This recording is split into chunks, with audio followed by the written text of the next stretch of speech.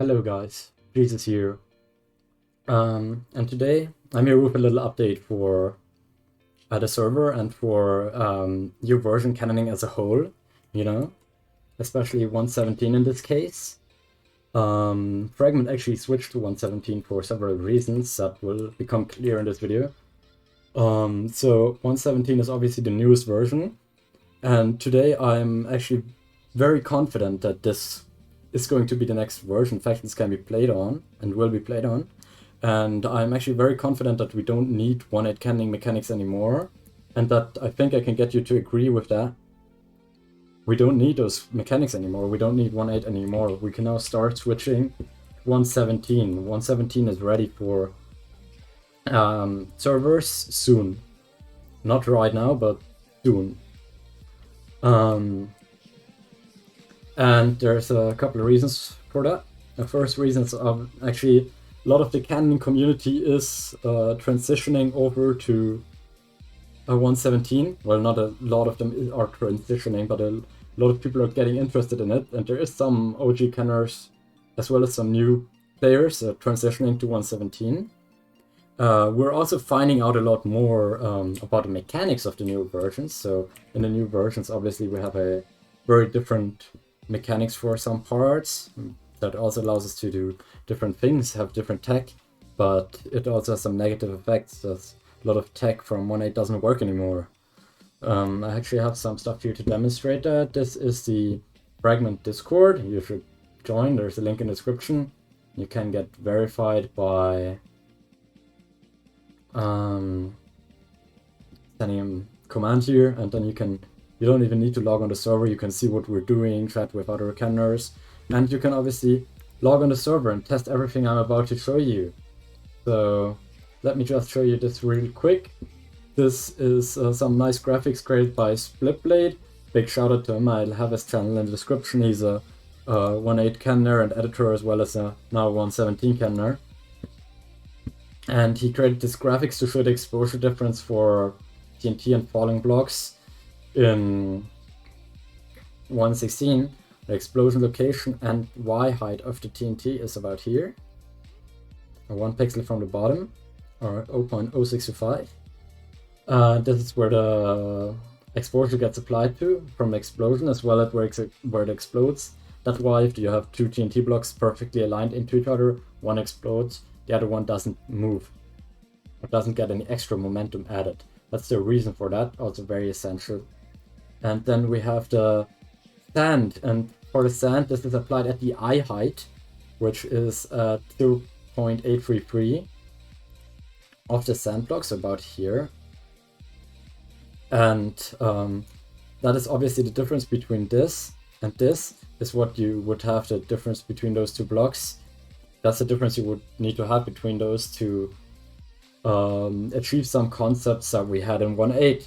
Obviously, through that you couldn't fusion anymore, so a lot of concepts are now actually completely impossible on the new versions. But this also allows you to do some new interesting stuff as well. So we're starting to figure things out here. He also made these neat graphics here that actually showcase the triangling on a new version. So the way you adjust, obviously, I think I've mentioned this in a video before, that you cannot adjust in Z direction, since if you have more momentum in Z than X, it will triangle once more back onto the X axis. We also have this showcase here.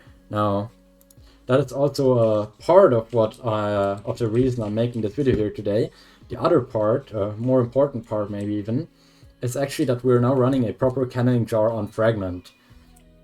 So we're actually running the Sakura jar, which is being made by Suicidal Kids, the same guy who made SK Spigot, so like the probably best developer for jars that is out there, for cannoning jars. So big shout out to him for letting me run his dev build of his jar on my server here. Obviously we're getting some testing. I'm telling him all the bugs that we find here, and in turn, we can test this here and have good performance, I think that's a very good thing, because obviously that will speed up the development of the jar, and hopefully this is going to be a product soon that servers can buy. He said he's not satisfied with the jar yet, so he's not going to be selling it currently. So if you're watching this shortly after it released, you probably can't get your hand on this jar, but you can try message him on my Discord if you want to know more.